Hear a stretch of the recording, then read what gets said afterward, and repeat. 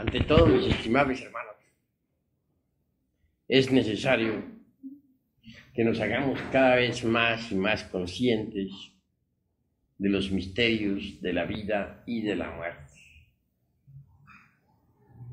Se hace indispensable comprender lo que somos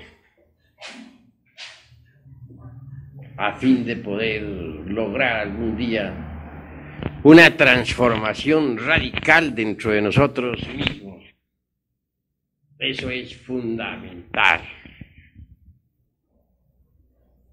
Quiero pues que todos los hermanos aquí presentes pongan en realidad el máximo de atención. Las distintas escuelas de tipo pseudoesotérico y pseudo-ocultista sostienen en forma enfática que el ser humano posee 7 cuerpos. Al primero se le denomina cuerpo físico. Es el famoso Stula Sarira de los teósofos orientales. Al segundo se le ha denominado en el oriente Lingam Sarira. Es el asiento de la vida orgánica. La parte, dijéramos, tetradimensional del cuerpo físico. El tercer cuerpo es Kamas, el principio del deseo, el famoso cuerpo astral, citado por los alquimistas medievales. El cuarto cuerpo, según los indostanes, es el mental. Le denominan también manas inferior en sánscrito. El quinto vehículo es el cuerpo causal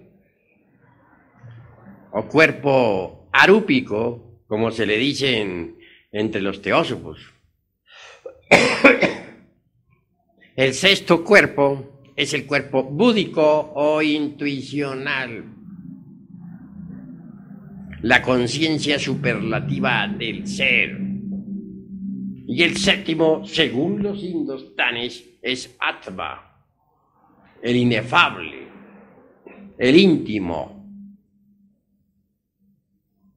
Por cierto, que la sabiduría antigua dice: antes que la falsa aurora apareciera sobre la tierra, aquellos que sobrevivieron al huracán y a la tormenta alabaron al íntimo, y a ellos se les aparecieron los heraldos de la aurora.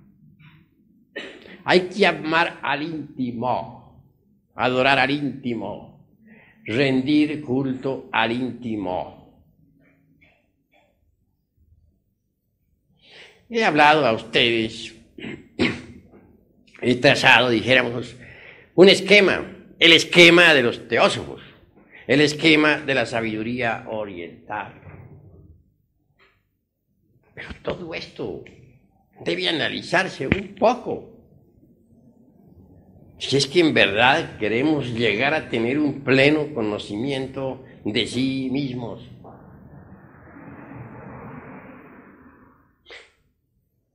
La cruda realidad de los hechos es que la clarividencia desarrollada le permite a uno saber algo más. Sin embargo, los teosofistas, yogis, pseudo-rosacrucistas y escuelas de tipo similar están perfectamente convencidas del septenario teosófico. De ninguna manera aceptarían el hecho concreto de que todavía no se posee esos cuerpos. Merece, pues, que esta cuestión sea debidamente analizada. En la escuela de Max Heindel se mencionan también los 7 cuerpos. Físico se le denomina sencillamente cuerpo físico. Al asiento de la vida orgánica se le llama cuerpo vital. Al principio del deseo, cuerpo astral. A la mente concreta, cuerpo mental. Al quinto cuerpo, cuerpo causal. Al sexto, cuerpo de la conciencia. Y el séptimo le dicen la chispa virginal. Cualquier escuela de esta época carickiana cree firmemente en el septenario teosófico. Repito, la clarividencia va mucho más lejos. Voy a comunicarles a ustedes personalmente el resultado de mis investigaciones, sin tener en cuenta para nada las afirmaciones de tipo teosofístico, pseudo-rosacrucista, etcétera, etcétera, etcétera. Bien saben ustedes, entre paréntesis, que existen múltiples escuelas. Y cada escuela tiene derecho a sostener sus tesis. Es obvio. Yo me apartaré por un momento de las escuelas para mencionarles a ustedes el resultado de mis investigaciones. Por sí mismo, he visto que los desencarnados que poseen cuerpo astral, obviamente también poseen una personalidad definida. Personalidad astral, claro. Personalidad que continúa después de la muerte.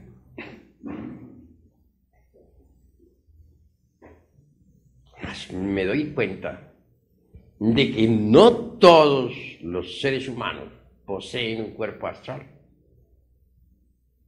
Los que lo poseen, lo tienen. Ese cuerpo astral en el mundo astral parece un vehículo real de carne y hueso. Es un cuerpo definido, con sus órganos, con su fisiología, con su patología, con su ultrabiología, etc. Mas los que no poseen tal cuerpo, uno sabe en el mundo astral que no lo poseen, pues no lo tienen. Tales criaturas parecen meros fantasmas, sonambúlicos, moviéndose precisamente en la quinta dimensión, es decir, en la eternidad, en el astral. Claro, lo que estoy diciendo, en modo alguno podría ser comprobado por los sentidos de percepción externa. Estoy hablando algo que no cabe dentro del mundo de los 5 sentidos. Algo que solamente puede ser evidenciado, verificado en el mundo astral y con sentidos diferentes.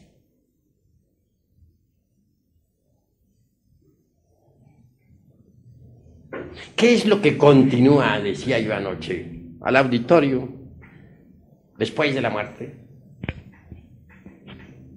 Obviamente, dije, en el desencarnado que posee un cuerpo astral, continuará tal cuerpo. Pero no todos, repito, aunque me vuelva cansón con tanta repetición, poseen dicho vehículo. Entonces lo que continúa en la mayoría de las gentes, después de la muerte, es el ego.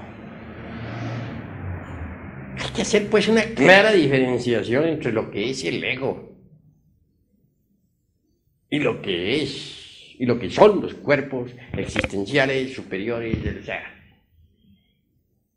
Concretando esta vez al punto astral, diría, hacer clara diferenciación entre el ego y el cuerpo astral. Pues son distintos. Pero me temo que aún a pesar de estar explicando esta cuestión como la estoy explicando, tal vez no he logrado o no haya logrado todavía que ustedes me vayan entendiendo completamente. Necesitaremos ilustrar esto con alguna experiencia vívida. Conocí un caso magnífico. Un hombre que dirigía un lumicial gnóstico. Entre paréntesis, aquí estamos en un lumicial, eso es obvio. Aquel hombre ritualizaba. Nosotros no podemos negarlo, tenemos cierta liturgia esotérica. Se veía muy devoto y en verdad amaba la gnosis.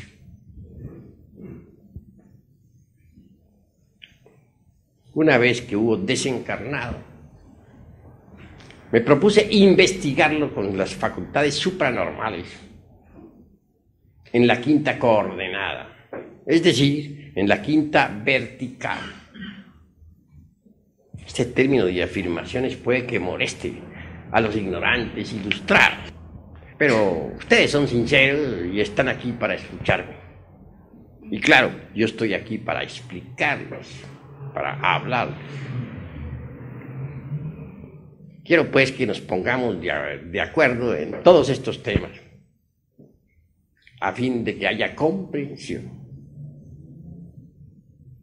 Hay sistemas que le permiten a uno abandonar el cuerpo físico a voluntad.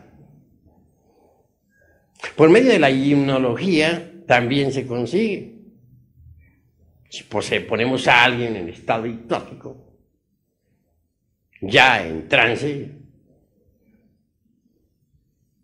mediante la voluntad es posible extraer su conciencia de entre el cuerpo físico. Entonces el hipnotizado podrá ver, oír, tocar y palpar realidades que no pertenecen al mundo tridimensional de Euclides. Mas, francamente, no utilizo el sistema de la hipnología por considerarlo demasiado residual, incipiente, ciencia apenas como para parvulitos. Nosotros vamos más lejos. Podemos, repito, ya mediante la catalepsia o por procedimientos sintéticos específicos, científicos, o abandonar el cuerpo físico para explorar la vida en los mundos superiores. Si les digo a ustedes que puedo hacerlo, no se extrañen, pues soy el presidente fundador del movimiento gnóstico cristiano universal. Y a muchos he enseñado esa ciencia, y a muchos la enseñaré en lo futuro. Así que, en cualquier instante, abandoné el cuerpo físico para investigar a mi amigo, el director de un grupo gnóstico, el sacerdote esoterista de un lumicial. Con dolor he de decir que bien pronto lo encontré en estado, dijéramos, sonámbulo. Parecía aquel hombre un sonámbulo. La palabra hombre me parece exagerada. Si dijera fantasma, tal vez sería más exacto. Caminaba así por las calles de una gran ciudad. ¿Cuál? La de aquella ciudad donde él viviera antes de desencarnar. Su aspecto no era precisamente muy hermoso. Revelaba el estado de descomposición del cadáver. Le toqué y le hallé demasiado helado, frío. Ciertamente aquel hombre, y repito, uso esta vez la palabra hombre en una forma convencional, no había trabajado jamás con el fuego sagrado. Mas esto es grave. Tenía esposa sacerdotisa. Quiere decir que le hacía creer a las gentes que él trabajaba en la alforja de los cíclopes. Si en verdad era un fornicario como cualquier otro.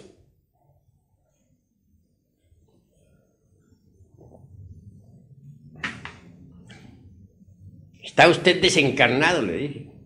Su cuerpo físico ya murió, está en un sepulcro. Hágase consciente de esta realidad. Dijo, no, yo no estoy muerto, yo estoy vivo. Le dije, su cuerpo físico ya murió. Posible. Yo me siento igual. Bueno, hagamos un experimento. Mírese en un espejo. Pasábamos en ese instante, yo en mi cuerpo astral y él como fantasma. Entramos a un lugar donde había un espejo. Mírese, vea su rostro. Se miró en aquel espejo y se vio. Un espejo astral, claro está. Parecía un espectro reflejado en el cristal.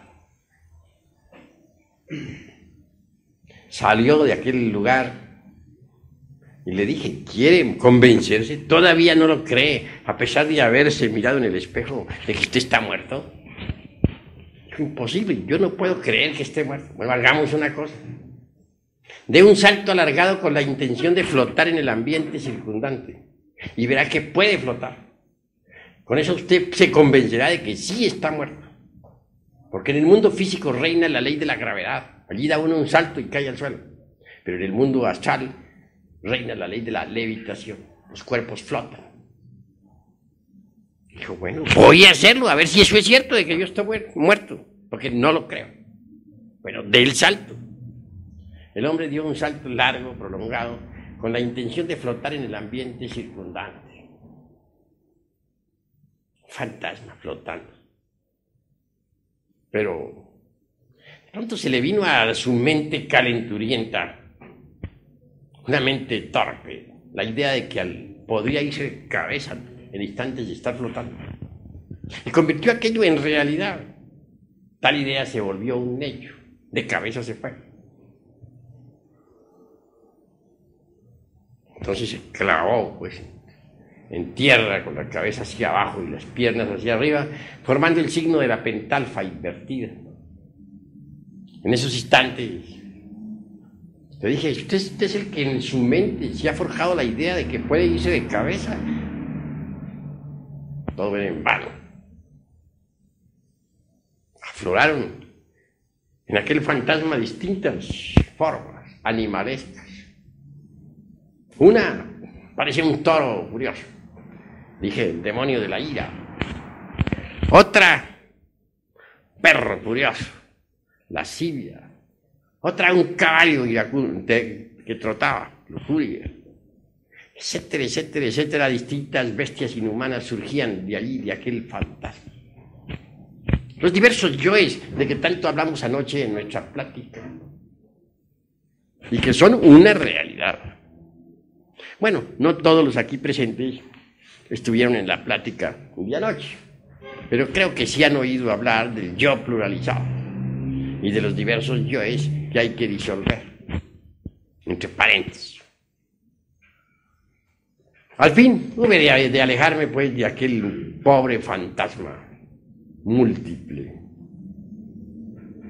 porque era ya la hora de regresar a mi cuerpo físico.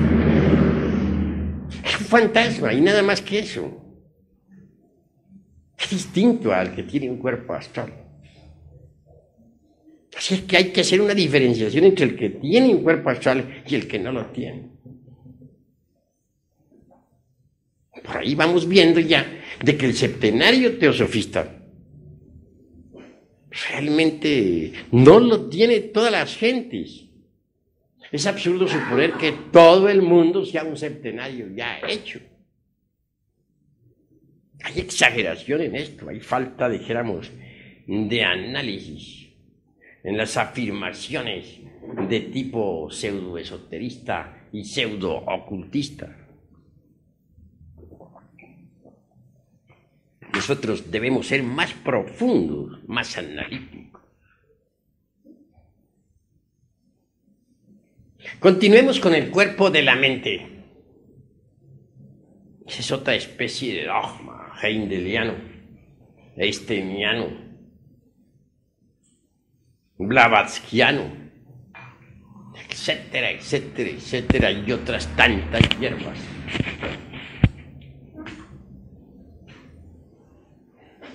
Manas inferior, mente concreta. ¿Pero qué es esto? Vaya, vaya.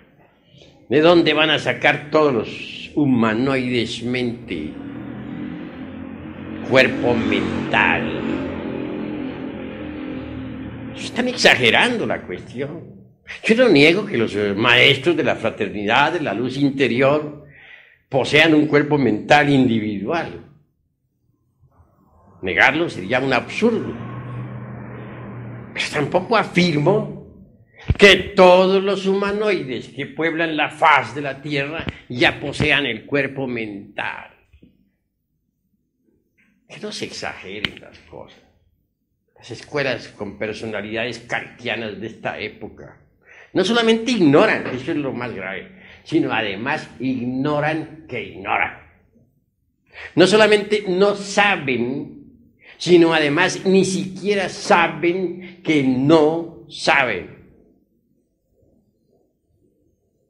Y eso es doloroso. Mente individual. Ese es un lujo que muy pocos pueden hallar, que muy pocos pueden tener. Si hacemos reconsideraciones de fondo, podemos evidenciar por sí mismos que la mente que tenemos parece una veleta, gira de acuerdo con la onda. Hoy un pensamiento, al rato otro, tan pronto afirmamos como negamos, estamos llenos de terribles contradicciones. Si tuviéramos una mente individual, sería imposible que fuéramos tan paradójicos, que nos contradijéramos tanto a sí mismos, de momento en momento. Nosotros sabemos que nos contradecimos demasiado, pero nos las arreglamos, autoengañándonos, con el propósito de no parecernos locos a sí mismos. Siempre encontramos un justificativo o una evasiva para nuestras queridas justificaciones. Sí, es que como yo no había madurado bien esta idea, por eso pensé así, hoy pienso diferente. Oh, es que ya analicé mejor la cosa y el negocio que pensaba hacer ya no lo hago. Etcétera, etcétera, etcétera. Siempre algún malabar hacemos con el entendimiento para autoengañarnos, pues no tenemos ganas de pensar que somos locos.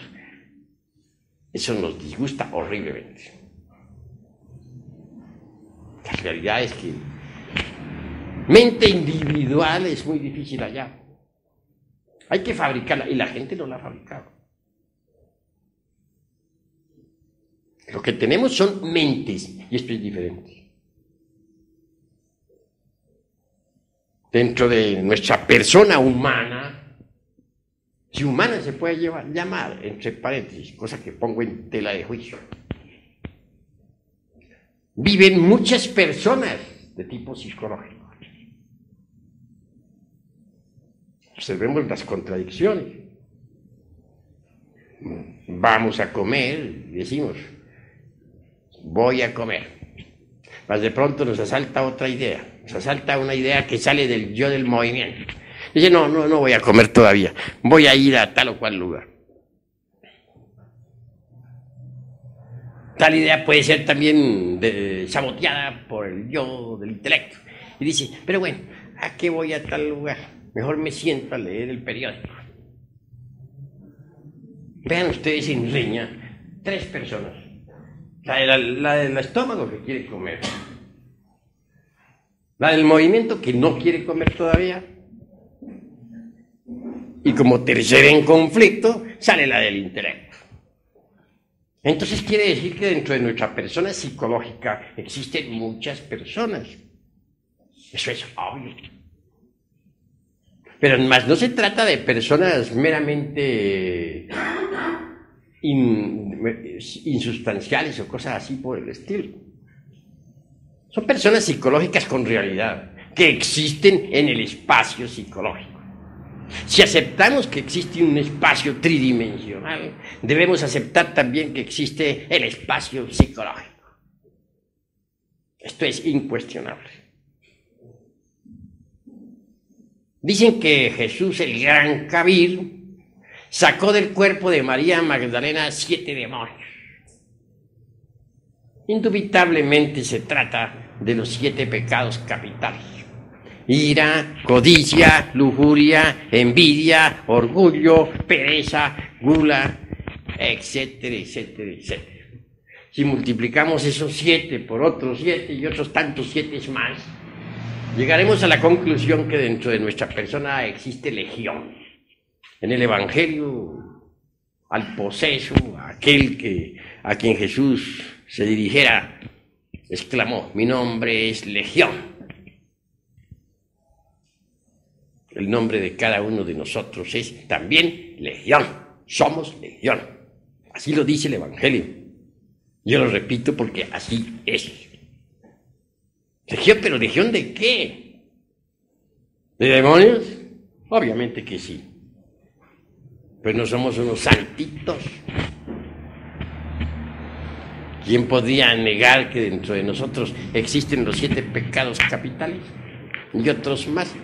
Ya Virgilio, el poeta de Mantua, en la Divina Comedia, en la Eneida, obra extraordinaria del clasicismo latino, dijo: aunque tuviéramos 1000 bocas para hablar y paladar de acero, no alcanzaríamos a enumerar cabalmente todos nuestros defectos psicológicos. Así pues, que no somos precisamente unas mansas ovejas, ¿verdad? Cada uno de esos demonios que dentro llevamos tiene su propia mente. Entonces, tenemos muchas mentes. Eso es indubitable. Pero una mente individual, un cuerpo mental, tal como lo enseña el teosofismo oriental, o como lo enumera Max Heindel, el fundador de la Ocean Science en San Francisco de California. No, la humanidad actual no la tiene. Pero ¿en qué me baso yo para estar haciendo estas afirmaciones tan enfáticas a un auditorio aquí tan respetable? No pienso que ustedes crean que estoy haciendo, dijéramos, afirmaciones dogmáticas. Pues hay en muchos de ustedes sinceridad. Y en modo alguno me gustaría el dogmaticismo, pues es absurdo en un 100%. ¿En qué me baso, pues, para hacer este tipo de afirmación? ¿Con qué autoridad refuto diagramas de tipo pseudoesoterista y pseudo-ocultista? ¿Con qué potestad lo hago? En nombre de la verdad les digo que uno debe dar testimonio de lo que sabe. Y aquí estoy ante ustedes para dar testimonio de la verdad. Fuera del cuerpo físico he investigado a fondo esta cuestión de la mente. La he estudiado detenidamente. Alguna vez, precisamente estando con Mr. Leadbeater, que fue uno de los teosofistas más excelentes de finales del siglo pasado y principios del presente, autor de muchas obras, entre ellas La vida interna, los chakras, etc. Hubo de pasar por una vivencia formidable. Entonces, Mr. Leadbeater me dijo: nosotros aquí en los mundos internos tratamos de ayudarle a fin de que usted pueda entregar el mensaje que se le va a dar, que lo puede entregar a la humanidad allá, en el mundo físico. Sí, Mr. Leadbeater, le dije. ¿Qué me dice usted de las obras que usted escribió? Eso no tiene la menor importancia. Lo habló pues con una sonrisa, donde me dio a entender francamente que tan solo había hecho trabajos incipientes, literarios, había dado las primeras letras como para despertar inquietudes, mas no había escrito obras esotéricas de fondo. Y Mr. Leadbeater, el autor de los chakras y de tantas otras obras teosofistas, es un personaje respetable.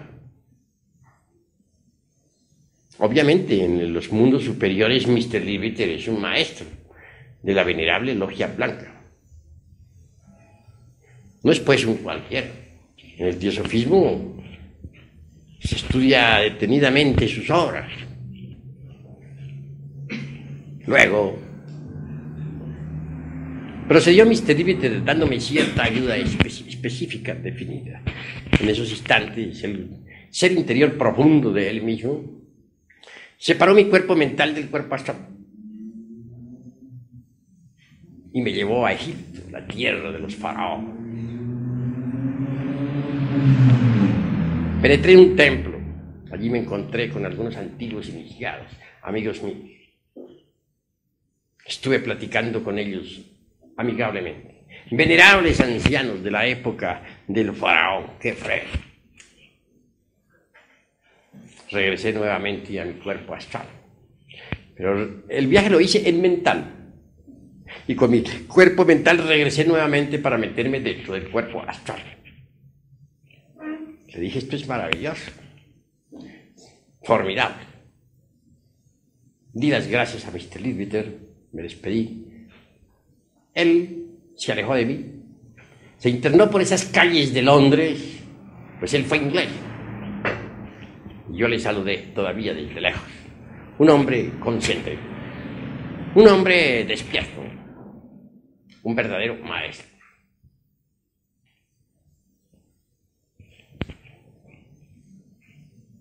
Entonces me dije, ¿por qué las gentes creerán que tienen cuerpo mental? Yo lo tengo, sí, lo tengo, porque lo fabriqué en antiguas edades, pero todo el mundo no se ha dedicado a estos estudios.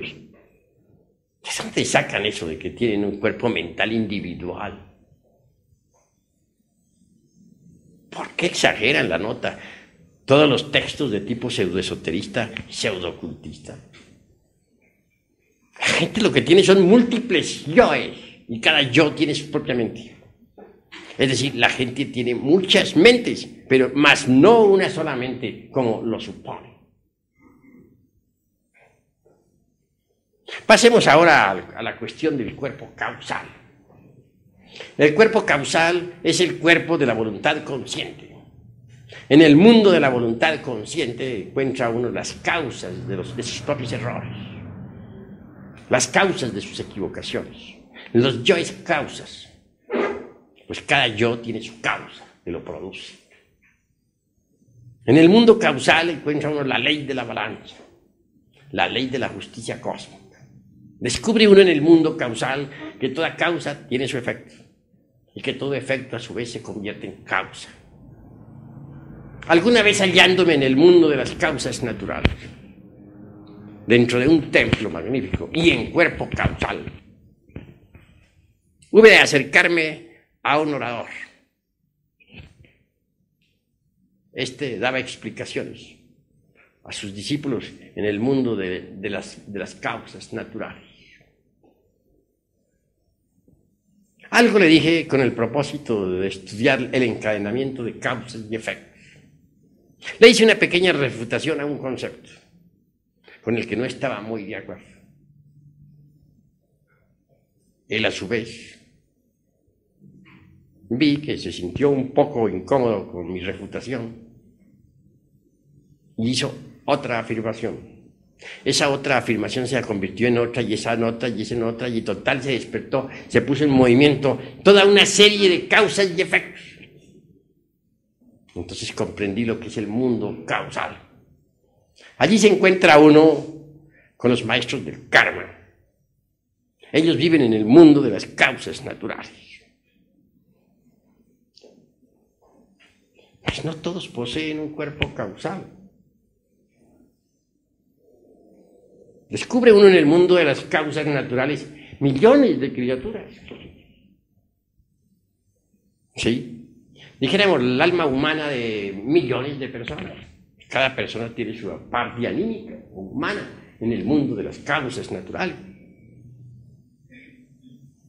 Pero esas almitas, perdóneseme el disminutivo, que lo hago intencional, con un propósito definido, no se han desarrollado todavía. No poseen, propiamente dicho, el cuerpo de las causas naturales, el cuerpo causal. No han adquirido la estatura del hombre causal. Si dijera que esas almitas son fantasmas causales, daría una pálida idea. Muy lejana, por cierto, de lo real. Porque no podríamos denominar en modo alguno fantasmas a las almas causales. Pues son criaturas muy reales. Pero tampoco han alcanzado tales criaturas el estado aquel del hombre causal. El hombre causal es el hombre causal. El hombre causal es quien posee un cuerpo causal, quien lo ha fabricado. Un hombre causal vive allí como hombre de verdad, no como un simple elemento, sino como un hombre. Tiene una personalidad completamente definida, la personalidad causal. Sin querer engreírme en modo alguno ante este grupo de selectos amigos y amigas, he de desafirmar en forma enfática que yo soy un hombre causal y que conozco mi mundo, que tengo mi centro de gravedad establecido en el mundo causal. Desde esa región me he proyectado aquí ante ustedes para platicar, para enseñar. Desde esa región me proyecto al mundo astral para trabajar, o al mundo de la mente, cuando es necesario. Así pues, ¿qué? Doy testimonio de lo que es, sin importarme que las gentes crean o no crean. El septenario teosofista realmente no es para todos. Uno tiene que fabricar esos cuerpos, astral, mental, causal, para poder convertirse en hombre de verdad, en hombre causal. Solo un hombre real puede recibir los principios anímicos y espirituales, o étnicos, el neuma de los gnósticos, espíritu, para convertirse en hombre. Pero el que no ha fabricado tales cuerpos no es hombre. Estoy haciendo una afirmación bastante espinosa. Ustedes me toleran, porque son personas simpáticas. Tal vez, si hablara en la plaza pública y le dijera a las gentes esta verdad, podría ser apedreado, como Esteban, o lapidado allá en la tierra de los moros, como Raimundo Lulio, el gran alquimista medieval. Para ser hombre, repito, es condición básica crear los cuerpos existenciales superiores del ser. Ustedes no poseen tales cuerpos, mas sí poseen los gérmenes para los mismos. Esos gérmenes están depositados en las glándulas endócrinas sexuales, que entre paréntesis no son, como muchos creen, cápsulas cerradas. No, las glándulas endócrinas sexuales excretan hormonas, incretan hormonas.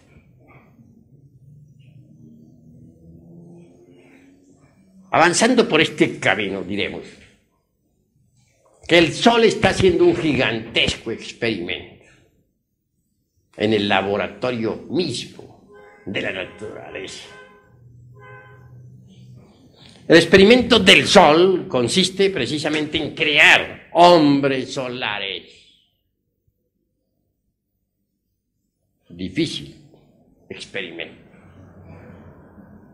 En la época de Abraham, el profeta, hubo bastantes creaciones. Durante los 8 primeros siglos del cristianismo se lograron muchas creaciones. En la Edad Media, unas pocas. Actualmente se están haciendo grandes esfuerzos a fin de que el Sol pueda lograr una buena cosecha de hombres solares. No es cosa fácil convertirse en hombre solar. Se necesita ante todo de cooperar con el experimento solar. Se requiere de la disponibilidad al hombre.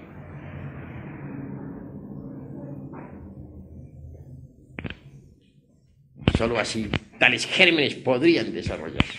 No aseguramos que en todos los casos dichos gérmenes se desarrollen. Lo normal es que se pierdan. Mas si cooperamos con el Sol, podremos lograr tal desarrollo. Ahí está el germen para el cuerpo astral. En esas glándulas endócrinas del sexo está el germen de la mente y el germen del causal. Pero para que estos gérmenes puedan desarrollarse, se necesita de tierra fértil. Obviamente, si el terreno es fértil, los gérmenes germinarán, mas si no lo es, se perderán. Si experimentamos con glándulas, dañamos el terreno para el desarrollo de los gérmenes. Los trasplantes glandulares, los experimentos con diversas hormonas, los ensayos con tiroxina, etcétera, etcétera, etcétera, indubitablemente alteran el terreno humano, el cuerpo orgánico, impidiendo la germinación de tal simiente. Y esto es gravísimo. Sin embargo, los científicos están convencidos de su ciencia. Creen que los trasplantes, los ensayos con hormonas, los cambios de glándulas por glándulas de mono, etcétera, etcétera, etcétera, son un gran adelanto. Lo cual en el fondo resulta risible y muy falso. Bien sabemos nosotros lo que son las hormigas. Uno se admira cuando observa un palacio de hormigas. ¡Qué organización tan perfecta! Lo único que siente uno un poco de dolor es al saber que todo aquello se hace automáticamente. No hay duda de que en un pasado antiquísimo, que deviene por allá de la época primaria y secundaria, las hormigas fueron una raza humana.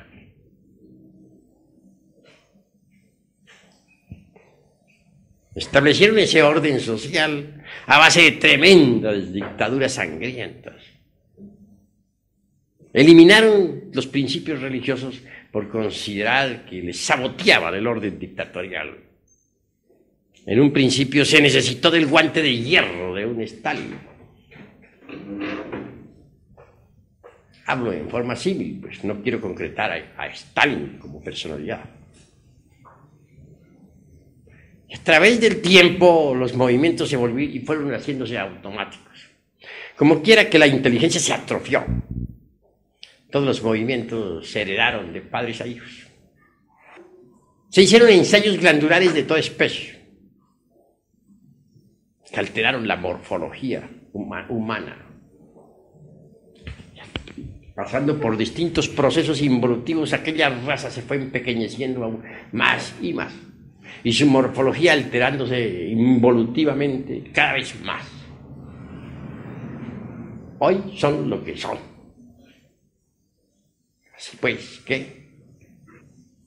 Esas criaturas involucionaron en el tiempo. Marcharon de acuerdo con la ley de la entropía universal. Quienes ven las cosas superficialmente, las mentes huecas y estériles, los pozos de agua no profunda, pueden plenamente reírse de tan insólita declaración. Mas la verdad es la verdad, y hay que decirla, cueste lo que cueste. No es posible que los gérmenes para el hombre se desarrollen en terrenos no fértiles. El organismo hay que mantenerlo en buen estado, a fin de que esos gérmenes para el hombre se desenvuelvan armoniosamente. Crear tales cuerpos es posible cuando uno conoce a fondo la alquimia sexual.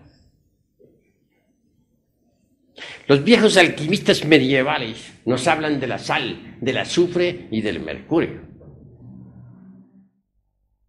Que del arché salen los mundos. El arché de los griegos, o archeus, como también se le dice, está formado por esas tres sustancias universales que son la sal, el azufre y el mercurio. Sal, azufre y mercurio existen en todas sustancias. Si descomponemos el hierro, por ejemplo, descubrimos ahí sal, metálica, el azufre, fuego, y el mercurio, sustancia fundamental. Lo mismo podríamos hacer con cualquier otro metal. Así tenemos el arché, por ejemplo, o archeus de los griegos. Tiene sal, azufre,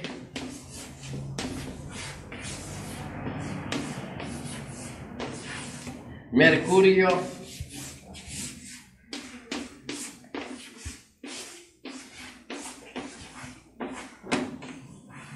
cualquier unidad cósmica que surja a la vida, cualquier mundo que nazca entre la gran matriz universal, sale de la sal, del azufre y del mercurio, es decir, del archeo. Eso es obvio. Mas si tenemos en cuenta que tal como es arriba, es abajo, que lo microcósmico es similar a lo macrocósmico, entonces decimos lo siguiente: si queremos fabricar dentro de los cuerpos existenciales superiores del ser dentro de cada uno de nosotros, se necesita fabricar también otro archeo, pero un archeo propio, individual, formado por sal, azufre,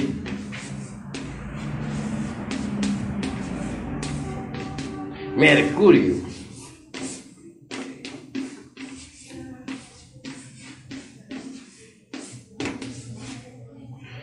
porque tal como es arriba, es abajo. Tal como es abajo, es arriba. Queremos tener los cuerpos astral, mental y causal, fabriquemos el arché dentro de nosotros mismos. ¿Quiere la inteligencia universal crear un nuevo sistema solar? Tiene que fabricar el arché allá arriba, en el espacio interplanetario. Tal como es arriba, es abajo. Más, todo esto requiere cierto análisis didáctico, cuidadoso, cierta explicación dialéctica de fondo, a fin de que no se formen confusiones en el entendimiento. Obviamente, hay que explicar qué decide, el modo, la manera de fabricar el arché. Pues de ahí vamos a sacar los cuerpos existenciales superiores del ser. Los cuerpos que los van a convertir en hombres, de verdad. Nada ganaría con darles a ustedes todas esas explicaciones si no les enseñara a fabricar el arte. Ustedes tienen que saber cómo se fabrica. De lo contrario, esta plática resultaría muy ilustrativa, pero sin una aplicación práctica. Sal, azufre y mercurio, fundamentos del archero. ¿Qué es la sal? Jesús el gran Kabir dijo: si la sal se degenerara, ¿con qué se adobaría los alimentos? Más o menos. Vosotros sois la sal de la tierra. Pero la sal, dice él, está degenerada, solamente servirá para las tinieblas exteriores, donde se oye el llanto y el crujir del viento. Cada uno de nosotros es la sal de la tierra. Sí. Homeopáticamente, y aún más desde el punto de vista bioquímico, sabemos que existe en nosotros 12 sales. Yo entiendo que esas 12 sales están relacionadas con los 12 signos zodiacales. En bioquímica se usa mucho las 12 sales. Bien, entonces nuestro cuerpo humano, en el fondo, tiene por base la sal como sustancia fundamental. En cuanto al azufre, este en sí mismo es el fuego. Fuego sagrado. Y el mercurio es el alma metálica del esperma, del exiogerai. Es el azufre transmutado. Mercurio lo hay en todo. Es la materia básica de la gran obra. Si transmutamos, por ejemplo, la libido sexual, obtendremos mercurio. Si conseguimos por medio de la transmutación sexual transformar el esperma en energía, esa energía es el mercurio de los sabios. Indubitablemente, la preparación del mercurio en alquimia siempre fue muy cuidadosa. Nunca los sabios dijeron cómo se preparaba el mercurio. Pero hoy debemos tener el valor de decirlo. No sería posible conseguir mercurio filosofal si no conociéramos la ciencia de la transmutación de la libido sexual.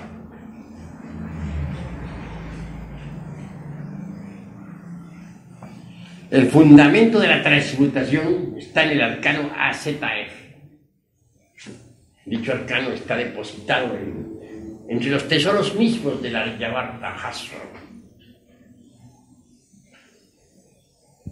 Mucho se ha hablado sobre el Aryavarta Hasra en las tierras tibetanas. Obviamente, ahí está el tesoro. Se conserva siempre en secreto el arcano AZF. Sabe enseñar aquí claramente tal arcano sin escandalizar a nadie. Diré únicamente que lo básico sería lograr la conexión del Lingam Yoni sin eyaculación del ens seminis, dentro del cual, como dijera Felipe Teofastro, bombastro de Ongenei, aureola Paracelso, se encuentra todo el ens virtutis del fuego. El lingam, como órgano generador, es el phallus griego. Cuanto al yoni, órgano femenino, está representado siempre por la urna sagrada de los grandes misterios, por el santo grial, por la copa de plata de Benjamín, por el vaso de Hermes Trismegisto, etc. En la India, Shiva, como tercer lobo, tiene hermosos atributos. Bien sabemos lo que son los atributos de Shiva, o sus símbolos fundamentales. El lingam negro embutido en el yoni metálico.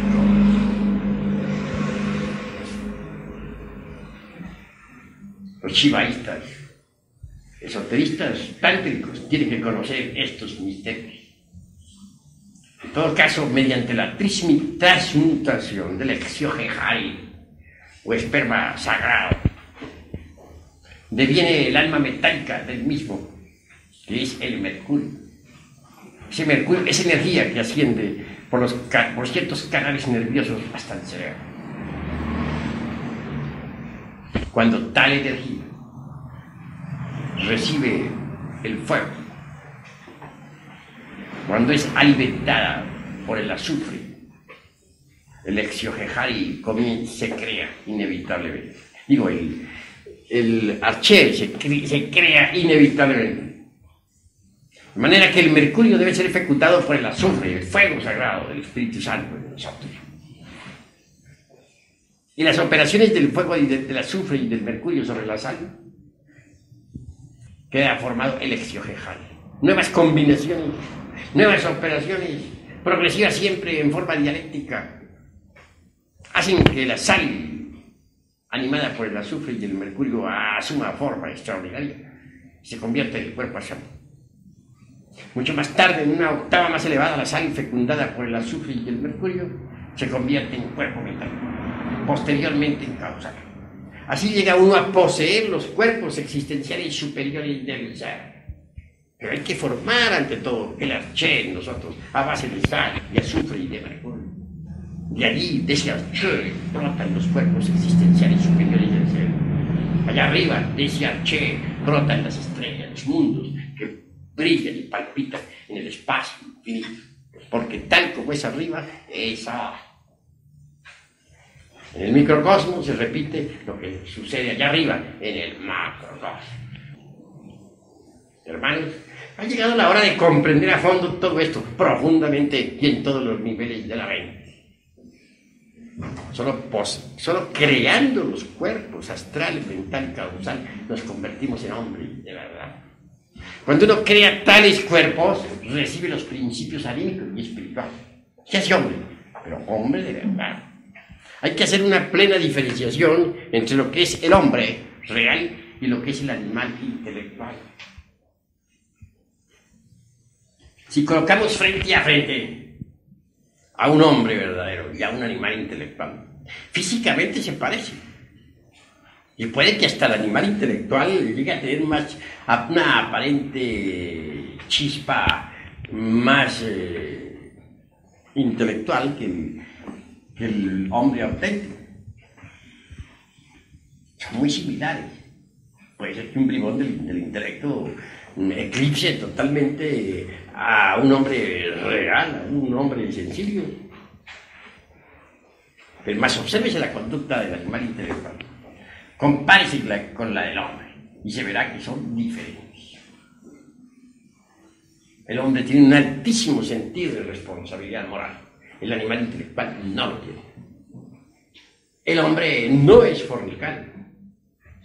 No se atrevería jamás a derramar el vaso de Hermes Trismegisto, el 3 veces grande dios civil de todo. El animal intelectual se reproduce como bestia, actúa como bestia, vive como bestia, aunque se vista elegante. Así que hemos de ser profundos en el análisis. No olviden ustedes que yo soy matemático en la investigación y exigente en la expresión. Estamos hablando de algo muy grave. Se trata de crear hombres. Se trata de afirmar en forma enfática que el animal intelectual no es el hombre. Las afirmaciones están insólitas, mas son terriblemente reales. No estoy obligándoles a ustedes a que acepten esta noche la tesis que enfatizo. Ustedes tienen libertad para aceptar o rechazar la enseñanza. También les doy plena libertad para refutar. Así que únicamente me limito a la exposición. Y lo hago en forma dialéctica y didáctica con el propósito de que ustedes puedan entenderla.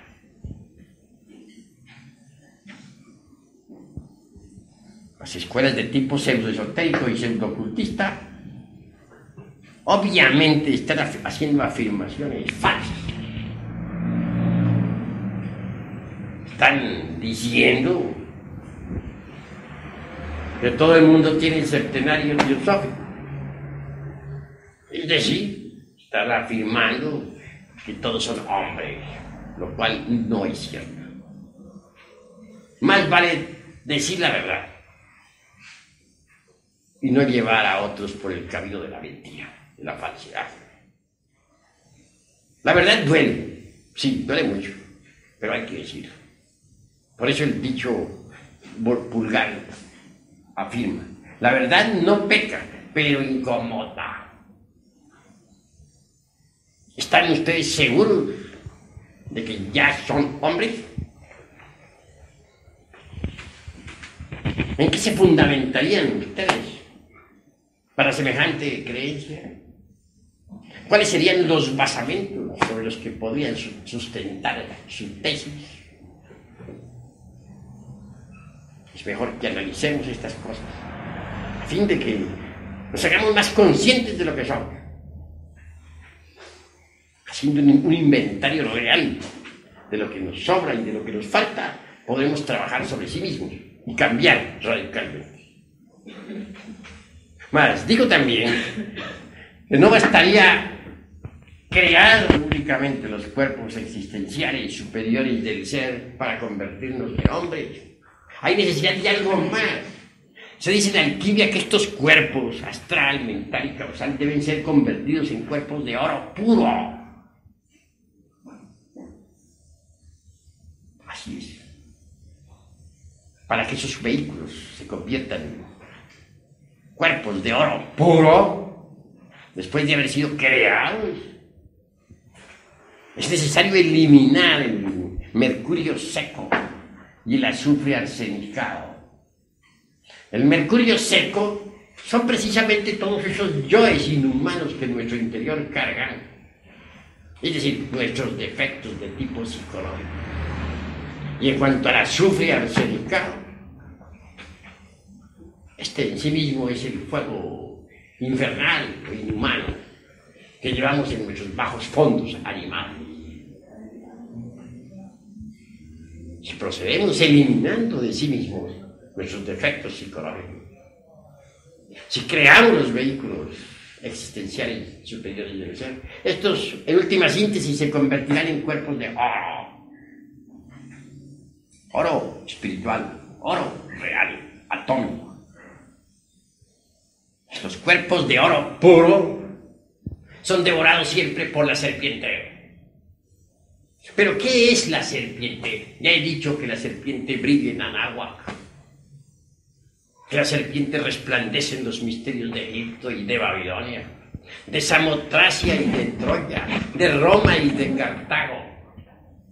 Moisés transformó a la vara en una serpiente. La serpiente es el fuego sagrado que debemos despertar dentro de nosotros. Es una parte de nuestro propio ser, pero derivada. Si conseguimos desarrollarla en nuestra anatomía oculta, habremos logrado un gran triunfo. Los mayas dicen que no basta despertar la serpiente. Afirman que es necesario ser devorados por la serpiente para convertirnos en serpientes.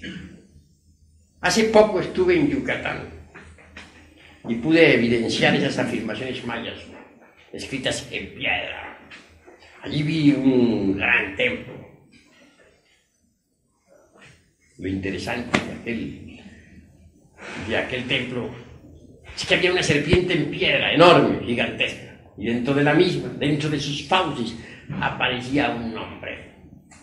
La cabeza de un hombre. La serpiente se lo había devorado. Los hindustanes nos hablan de Kundalini Shakti, la serpiente ígnea de nuestros mágicos poderes. Desarrollarla es indispensable para gozar de las facultades trascendentales y trascendentes del ser. Mas eso no es todo. Necesitamos ser devorados por la serpiente. Solo así podremos gozar de los poderes de la serpiente. Botán, un gran iniciado del México antiguo, dijo: yo entré por un camino que es el camino de las serpientes, y pude entrar por ahí hasta el interior de la tierra porque yo también soy una serpiente. Botán era una serpiente. En tanto nosotros no nos hayamos convertido en serpientes, nada somos. Somos míseras criaturas arrastradas por el viento. Nada valemos. Necesitamos transformarnos, y esto solamente es posible convirtiéndonos en serpientes.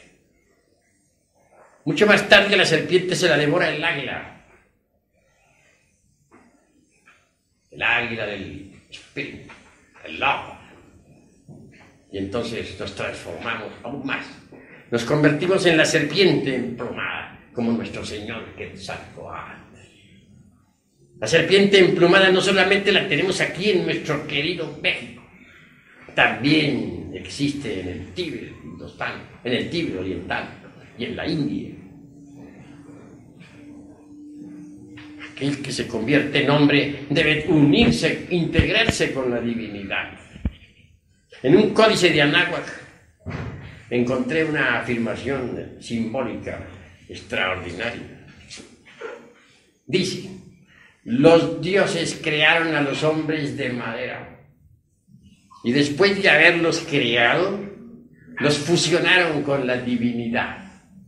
Luego añade: no todos los hombres logran fusionarse con la divinidad.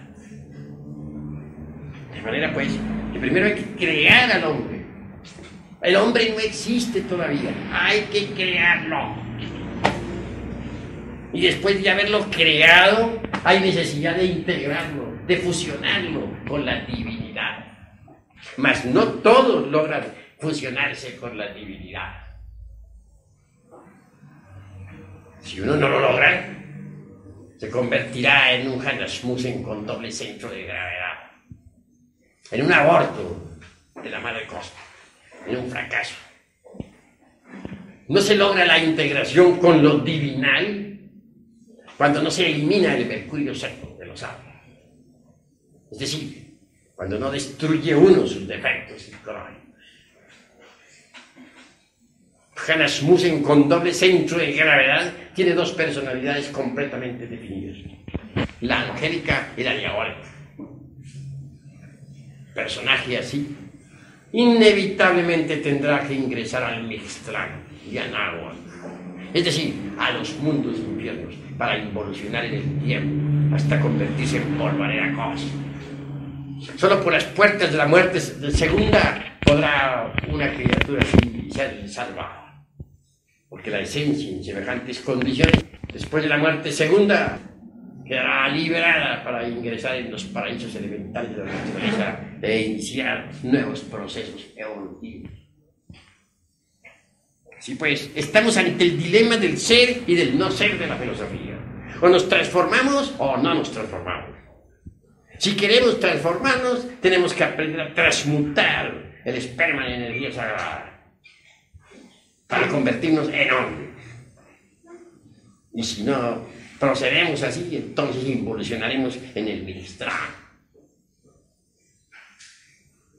Estamos ante el dilema del ser y del no ser de la filosofía. Y no podemos dar un paso atrás y estaremos perdidos. Las escuelas de tipo pseudoesoterista y pseudo-ocultista que tanto énfasis hacen sobre el dogma aquel de la evolución no sirven para nada. Ni la evolución, ni su hermana gemela la involución van a llevarnos a nosotros a la liberación final. La evolución existe en el grano que germina, en la planta que crece, en el árbol que al fin da fruto. Involución existe en todo lo que decrece, degenera y muere. Hay evolución en el feto que se desarrolla dentro del vientre materno. Hay evolución en la criatura que surge a la existencia. Hay evolución en el joven, vibrante y activo. Hay involución en el anciano, que entra en estado de decrepitud y al fin muere. Las leyes de la evolución y de la involución son leyes completamente mecánicas, que nada tienen que ver con la liberación final. Nosotros necesitamos meternos por la senda de la revolución de la conciencia, por la senda del superhombre, por la senda de la revolución en marcha, por la senda del Cristo rojo. Ese es el camino que puede conducirnos a la autorrealización íntima del ser. Jesús, el gran maestro, dijo: angosto es el camino y estrecha la puerta que conduce a la luz, mas muy pocos son los que lo hallan. Así pues, el camino de la revolución de la conciencia se aparta de la rueda fatal de la evolución y de la involución. Es el camino de la alquimia, es el camino de la disolución del ego, es el camino del sacrificio por la humanidad. En vez de meternos dentro de los temas bastante confusos, de enjundioso contenido relacionados con el dogma aquel de la evolución, más vale que transmutemos el esperma en energía creadora. Solo así un día podremos desarrollar en nosotros los gérmenes para convertirnos en hombres. Eso es lo fundamental. Hasta aquí mis palabras de esta noche. Si hay alguno de ustedes que tenga algo que preguntar, bien puede hacerlo con la más entera libertad. Tiene la palabra. Quisiera que tuvieran la bondad de explicarnos lo de Cristo rojo. Con mucho gusto daré la explicación sobre el Cristo rojo. Antes hablaré sobre el Cristo blanco. Las diversas sectas religiosas quieren hacer del Cristo cósmico un personaje afeminado, bobalicón, un personaje de cuadros, de beatus y tonterías por el estilo. Quieren presentarnos a un eunuco, a un hombre sin sexo, medio afeminado, lo cual es absurdo en un 100%. Porque si quieren con ello referirse al Cristo histórico, a Jesús el Gran Kabir, están perfectamente equivocados. Que Jesús el Gran Kabir tuvo su esposa, viajó por el Mediterráneo, estuvo en la India. Hay documentos que atestiguan hoy en día que duró viviendo 12 años en el Tíbet oriental. Era un hombre de verdad, y un Dios al mismo tiempo. Un hombre en el sentido más completo de la palabra. Después de muchos viajes regresó a la Tierra Santa para cumplir con la misión que se le encomendara, cual fuera el abrir el camino de la iniciación públicamente para todos los seres humanos. Así pues, no coincide las afirmaciones de las gentes ultramodernas con la realidad del Cristo histórico. Mas no pensemos exclusivamente en el Cristo histórico. Pensemos ahora en el Cristo íntimo, el Cristo de perfección, que hay que buscar dentro de nosotros mismos, aquí y ahora. El Cristo íntimo es lo que cuenta. Él tiene que nacer en nosotros. cuando lo hayamos merecido, cuando hayamos creado los cuerpos existenciales superiores del ser mediante la alquimia sexual. La historia dice que nació en Belén, cuando la aldea de Belén en aquella época no existía. Si examinamos a la luz de la etimología la cuestión Belén, descubriremos lo siguiente. Bel es un término caldeo que nos recuerda a la Torre del Fuego. Y la aldea de Belén no existía en épocas del Gran Cabir, según lo atestiguan las cronologías más antiguas. Así pues, es simbólico aquello de que nació en Belén. Ven la Torre del Fuego. La torre está aquí, en la cabeza humana. Y el templo es todo el cuerpo. El Cristo íntimo, el Jesucristo interior debe nacer en la torre de Belén, es decir, dentro de nosotros mismos, aquí y ahora. Y eso es lo que cuenta, porque aunque Cristo haya nacido en Belén, como decía cierto poeta por ahí, de nada serviría eso si no nace en nuestro corazón también. Y aunque hubiera muerto y resucitado en la Tierra Santa, de nada serviría eso si no muere y resucita en nosotros también. Yendo más al fondo, el Cristo íntimo nos ayudará en la eliminación de los elementos indeseables que en nuestro interior cargamos. Las multitudes, aquellas que gritaran crucifixia, crucifica, crucifixia en la Tierra Santa, están dentro de nosotros mismos, aquí y ahora. Son esa multiplicidad de yoes indeseables que personifican a nuestros errores. En cuanto a los 3 traidores que llevaron al mártir al Calvario, también viven en cada uno de nosotros. Judas es el demonio del deseo, que cambia al maestro secreto por todos los placeres de la tierra, que lo vende por 30 monedas de plata, símbolo de las pasiones. Pilatos es el demonio de la mente, que para todos los errores se encuentra siempre una justificación, una evasiva. Caifás es el demonio de la mala voluntad, el sacerdote que prostituye el altar, que vende los sacramentos, que fornica con las devotas. Sacerdotes así los hubo en mucho tiempo. Los hubo en Babilonia, los hubo en Roma, etcétera, etcétera, etcétera.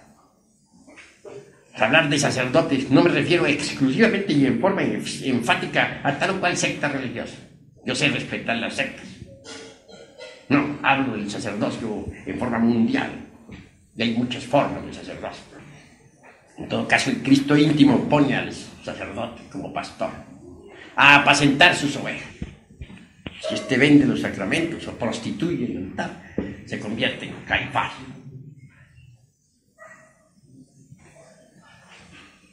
Los 3 traidores crucifican al Cristo íntimo. Y el Señor de perfecciones debe vivir todo el drama cósmico, tal como está estipulado en los 4 evangelios, dentro de nosotros mismos, aquí y ahora. Al fin, el Señor es crucificado íntimamente, y eso lo sabe cualquier clarividente iluminado. Posteriormente, depositado en su tumba de cristal, dentro de sí mismo, en el fondo mismo de nuestro corazón. Así el alquimista, trabajando febrilmente en la gran obra, eliminando sus defectos psicológicos, consigue que el Señor resucite en él. Y él en el Señor. Así pues la resurrección hay que hacerla aquí y ahora, y en vida, no para dentro de unos tantos millones de años. Ahora mismo, aquí mismo, ahora. Cuando el Señor se viste con la púrpura de los reyes, porque ha triunfado, que ha vencido las tinieblas dentro de sí mismo, porque con su propia muerte ha matado a la muerte. Se dice que es el Cristo rojo, porque es fuego y así pues, nosotros debemos pensar en el Cristo rojo que vive dentro del superhombre. Eso es lo que cuenta. ¿Hay alguna otra pregunta, maestro? Sí. ese Cristo íntimo que está entre nosotros, a pesar de la miseria, de toda la carroña que lo cubre, reconoce en un tiempo que es el efecto de una causa. El Cristo rojo, cuando encarna en sí mismo, es decir, cuando encarna en nosotros, no solamente conoce los efectos, sino también las causas. El Cristo en sí mismo sabe que cada uno de nuestros yoes, de nuestros defectos psicológicos, deviene de causas originales, de causas equivocadas. Él trabaja sobre las causas del error, que alterando tales causas altera el error, lo elimina. Si no se trabajara sobre la causa, el efecto no desaparecería. Él trabaja sobre las causas para poder eliminar los efectos equivocados. Así es como el Cristo rojo nos libera. Pero no pensemos que el Cristo es efecto. Bien sabemos nosotros que el Cristo en sí mismo está más allá de las causas y de los efectos.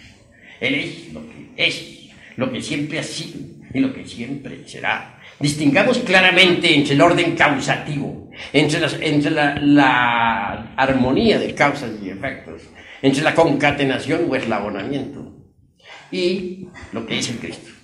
Ahí no lo podemos considerar como efecto ni una causa. El Cristo es el Cristo, es el INRI, es el Abraxas de los antiguos gnósticos, es el fuego devorador del universo, es la asignatura astral del fuego, es el fuego del fuego, es la llama de la llama, no es efecto de ninguna causa. Es lo que siempre ha sido y lo que siempre será. Es la vida que palpita en cada átomo como palpita en cada sol. ¿Alguno de ustedes tiene otra pregunta más? Quisiera que me explicara, por favor, cuál es la relación existente entre cuerpo existencial y cuerpo solar. Los cuerpos existenciales superiores del ser son los mismos cuerpos solares. No hay ninguna diferencia, son los mismos. Bien podemos denominar los cuerpos solares o bien podemos denominar los cuerpos existenciales. Es lo mismo, no hay ninguna diferencia. ¿Alguna otra pregunta? Los que no estén de acuerdo con estas afirmaciones insólitas tienen también derecho a refutar, siempre y cuando lo hagan dialécticamente. Maestro, la chispa que existe en cada uno de nosotros es una emanación del gran todo. Pues la chispa virginal en sí misma incuestionablemente deviene de la gran hoguera, de la gran llama. Es una emanación, dijéramos, del eterno Padre Cósmico Común. Hagamos una plena discriminación o diferenciación entre a Elohim y Elohim. Elohim está formado por el ejército de la voz, por la gran palabra, por el Oxegajore. Elohim es el andrógeno divino, o los andrógenos de los divinos, porque Elohim en sí mismo es una palabra que significa diosas y dioses. Bien sabemos que los Elohim son andrógenos inefables, es el ejército de la voz, es el verbo de San Juan, es la chispa virginal dentro de cada uno de nosotros. Todo el conjunto del ejército de la palabra es el demiurgo creador, o logos manifestado.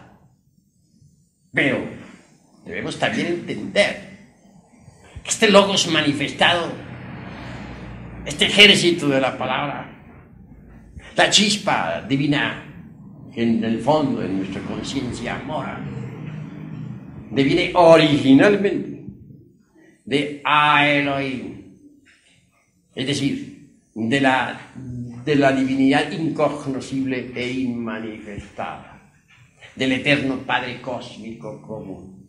Así pues, Elohim viene de Elohim. Elohim es la seidad todopoderosa, la seidad cósmica, que está más allá del cosmos. La seidad incognoscible e inmanifestada, que nadie podría burilar, cincelar, alegorizar de ninguna manera. Nosotros podemos alegorizar a Elohim, Tenemos derecho a simbolizar a Elohim, pero no podíamos burilar, ni cincelar, ni alegorizar, ni simbolizar en ninguna forma a Elohim, es decir, a la seidad inmanifestada e inconocible. Eso es todo. ¿Alguna otra pregunta? Bueno, si no hay más preguntas por ahora, daremos por concluida esta plática y les invitaremos entonces para mañana a otra, a la misma hora. Todos están invitados para mañana. Paz inverencial.